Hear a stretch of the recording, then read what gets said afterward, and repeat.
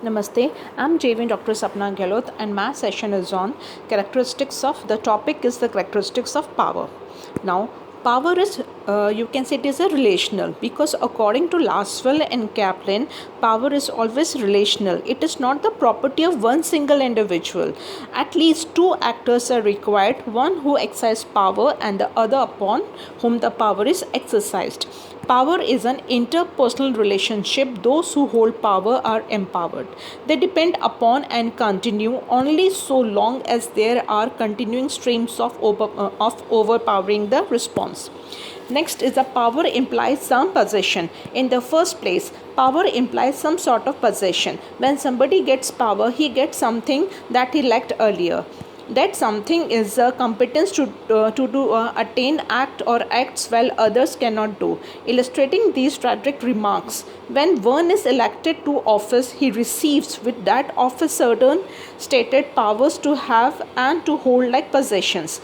They may be enjoyed, abused, wielded, and so forth. Any kind of office holder acquires a certain amount of such power with his office. Then it is a bilateral concept. Power denotes a relationship that subsists. It is a temporarily or maybe permanently between two or more individuals or groups. In other words, it brings two actors together in a relational situation in which one can influence the behavior of the other. Then to influence the behavior of the other. Powerful is one who has ability to influence the behavior, functions and policies of other. Such an ability can be physical, economic, intellectual or any other field. Then sanction, the sanction is situational. Power depends on situation, circumstances and position. One enjoy power when one holds a particular status as he is placed in particular situation. He loses his power when either one gives up that status or that situation does not exist. In modern societies, power is generally you can say it is institutionalized, which means that it vests not in individuals but in properly organized and duly recognized institutions. Those who presides over these institutions presides over it. To illustrate, we often speak of the powers of the president or the prime minister. While doing so, we refer to such of their powers or have been vested in them by the constitution or the law of the land. Institutionalized power is of a permanent nature, something which is unendingly continue, for it vests not in individuals who comes and go, but an institution which seldom change. Then sanction behind power is essential. Though for the exercise of power, sanctions are necessary, but availability of sanction is not sufficient. It is necessary to differentiate between power and influence.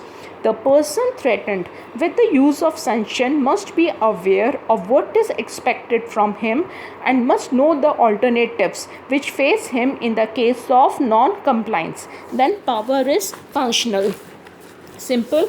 Power is exercised for achieving some goals or objectives. In other words, when one influences the behavior or actions of another, he generally does go with some set goal in mind. He might like the other to do certain job for him or act according to his wishes and so on.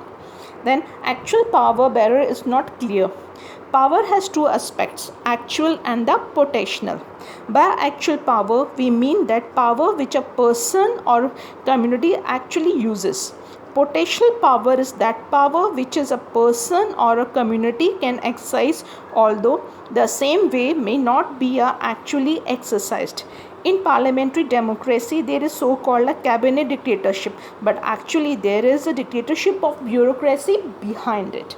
Then power is abstract, not an absolute value.